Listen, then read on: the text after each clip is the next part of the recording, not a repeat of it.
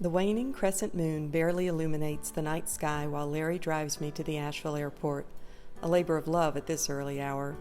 I board my flight with uncharacteristic calm. It's been nearly 2 years since I've flown, which is probably a record for me. I land in Portland and can't believe my luck when I find a brand new Toyota Tacoma hidden in the shadows of the car rental aisle. I hop in and drive off in appropriate style for my journey. First things first, food and fuel. I hit the local REI and pick up canister fuel for my backpacking stove, then add fuel to my own growling tank with a delicious sushi bowl from Rollin' Fresh. After the long plane ride, I stretch my legs by hiking a 6-mile loop which includes several waterfalls. The first one, Multnomah Falls, is wildly popular and congested with crowds, given its close proximity to the highway. It reminds me of Laurel Falls in the Smokies, but this time I'm the tourist ogling instead of the local trying to pass by quickly to get deeper into the backcountry. The crowd thins within a half-mile of the upper falls, unsurprisingly, and I have the rest of the route nearly to myself. I pass by several cascades, each more impressive than the last, a fine introduction to Oregon and its splendor. It's 7 p.m. when I finish the hike, and I still have a couple of hours of driving ahead of me before reaching Cloud Cap Campground. Time to get moving without distraction, except it's nearly impossible to stay focused driving through the Columbia River Gorge. The steep slopes rising above me display a patchwork quilt of life and death after the Eagle Creek fires of 2017. Despite the destruction, it's breathtaking. I arrive at the campground and it's dark as pitch. It's challenging to tell where the campsites are without disturbing other campers, so I decide to hunker down in the second row of the Tacoma and call it a night. The second row of a Tacoma is decidedly not made for sleeping, though, at least if you're taller than a toddler. I wake up multiple times, my knees aching from the unnatural position I've placed my body in across the seats. Finally, at 5 a.m., I decide it's time to pack up and get moving. I hit the trail by 7 a.m., heading in a clockwise direction. Within 15 minutes, I have a full view of Mount Hood towering in front of me. Shortly after, I meet two notable groups. One is a couple, and the man comments on my hiking dress. "Is that a Lightheart geared dress?" he asks me. "Yeah, but I'm surprised you knew that," I reply curiously. "I hiked the Appalachian Trail with Judy. Tell her Cheese Whiz said hello," he replies while grinning. The hiking community is small no matter how far you travel. Judy is the founder of Lightheart Gear and a mutual acquaintance. The other group is about 8 or so young women, and their youthful energy and positivity make me smile. I wonder if I'll see them again as we both circumnavigate the mountain in different directions. I'd like to. The views from Gnarl Ridge are so impressive that I wonder if I'm spoiling myself with the best scenery the mountain has to offer within the first few miles. I stop to take a few photos, trying to include myself in a couple, which is no easy feat when you're alone. I'm high enough that I can see the distant views, but they are largely obscured by smoke and haze. The massive Caldor fires around Lake Tahoe are the source. I think of the brave souls fighting them while saying a silent prayer for their safety. The day warms up, and I'm thankful for the shaded reprieve of the forest when I duck into it finally. It's quiet and still, but the memory of scent is powerful and reminds me of my last journey into western woods several years ago when I hiked the Tahoe Rim Trail. I hear Newton Creek before I see it. This is on the list of more challenging glacial water crossings. It isn't wide, but it's swift. I pick my spot and start across using my hiking poles to gauge the depth before taking my next step. My shoes immediately fill with silt and the water reaches my lower thighs at its highest point, but I make it across safely, which is all that matters. Except that it's nearly impossible to scale the bank in this spot and reconnect to the trail, so I cross over again, only to head upstream and cross Newton a third time. Live and learn.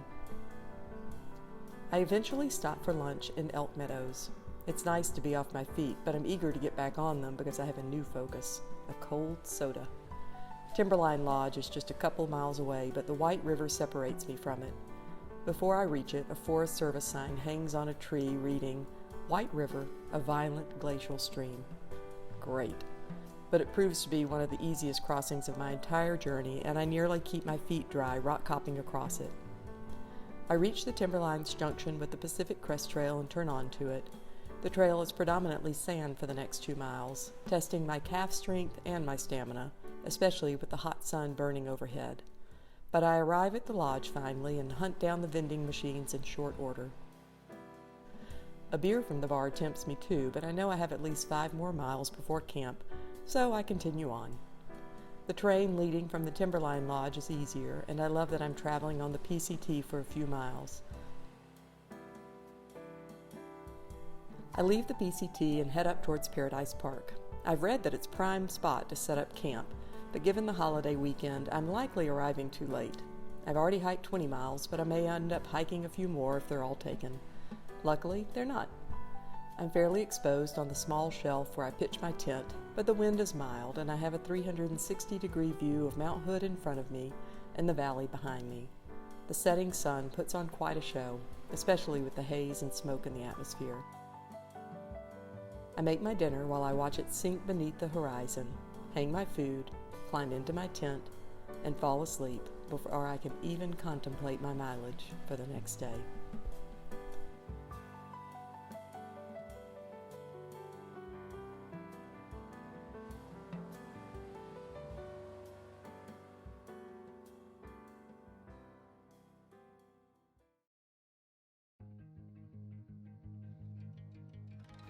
I'm on trail by 8 a.m. and there's less visible smoke on the horizon. The terrain is easy initially and I stop constantly to pick huckleberries on the side of the trail. My fingers are stained blue from the mid-morning snack, a temporary tattoo of my indulgence. I even cross paths with Cheese Whiz and his partner again, the first people I encounter twice from the opposite direction. I reach the sandy river and look for a reasonable place to cross it. It's not as intimidating as Newton Creek, and there are 2 small logs suspended above it. They're slick, but I make it safely to the other side, with only 1 foot dipping in the water as I walk across them awkwardly. Ramona Falls breaks up the next climb and provides a nice spot for a sit-down snack break. The black basalt rock creates a unique backdrop for the cascading water, and it reminds me of scenes reminiscent of Grimm's fairy tales. I look for Hansel and Gretel behind the adjacent trees, but the only thing I find are increasing numbers of day hikers. A series of uphill switchbacks now leads me to a junction where I encounter the delightful group of young women I met the day prior. I leave the junction, take the recommended bypass trail, and am quickly rewarded with the best view yet of Mount Hood. I feel as if I could reach out and touch it. After gawking for a moment, I travel on. I duck back into the woods and am met with an uphill battle, literally and figuratively, created by a massive windstorm that occurred 1 day shy of a year ago. I double-check that I'm on the bypass route several times as I weave my way over and around tree after tree. My tank starts feeling empty, but I prefer to reach the end of the maze before eating. Eventually I concede, knowing I'll be more efficient once I eat and add some electrolytes to my water. It helps, and I make better time reaching the top, eventually hiking through the Cairn Basin where I'm met with thousands of snags reaching towards the sky, remnants of a previous wildfire. There are a couple of parties camped in beautiful spots near the dilapidated stone shelter, but I know I wouldn't sleep a wink if the wind blew through the snags, so I continue on.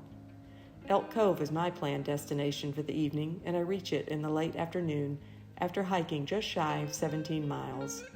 I find several occupied sites along the creek, so I travel down the path to the campsites along Elk Cove Trail. There's a great spot tucked amongst some trees in a small cleared area nearby to sit and gaze at Mount Hood while I make my dinner. Surprisingly, I have great cell reception in this remote location, so I call Larry and we chat. It's great to hear his voice and learn that our kids aren't missing their nagging mom too much. I sleep better than the previous night, checking my map before heading to bed to see how far Elliott Creek is, my most formidable crossing of the trip, which awaits my arrival the next morning.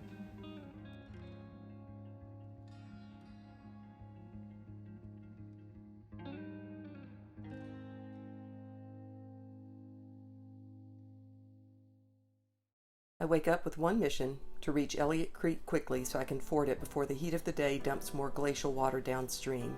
I've polled just about every Timberline through hiker traveling counterclockwise, asking where they crossed it safely.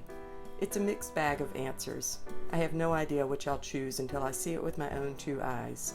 Before reaching Elliott Creek, I encounter the Coe Creek crossing, and it's not as easy as I'd hoped for.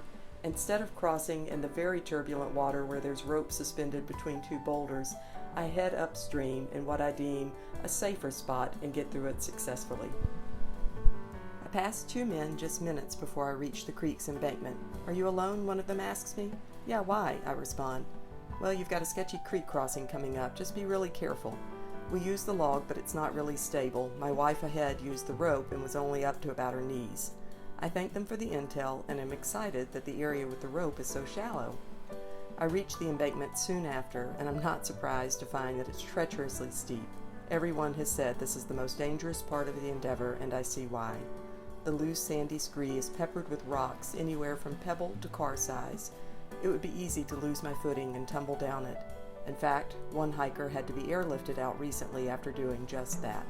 First step is up to my knees, just as I'd hoped, but by the third step, I'm mid-thigh. I probe the rocks ahead of me, trying to find the next shallow spot, but when I take a step, the current pushes me, and I sink up to my belly button. It takes my breath away. It's so shocking. My hiking dress is soaked up to my waist, as is the bag of candy I accidentally left open in my hip belt pocket. Those water crossings don't look like anything when you're looking at them on a video camera, but they're no fun. It is no fun not being able to see your feet, feeling the push of that current, and your shoes are filled up with silt. I don't like them alone, but I did it. I head up the steep switchbacks to my waiting car at Cloud Cap Campground. I change clothes and then head down the mountain in my truck towards Toll Bridge State Park Campground to meet two of my friends, Bill and Karen, who are just coincidentally in the same area as they travel in their Airstream. Karen prepares the most delicious fresh lunch ever, and we enjoy it with each other's company for the next couple of hours.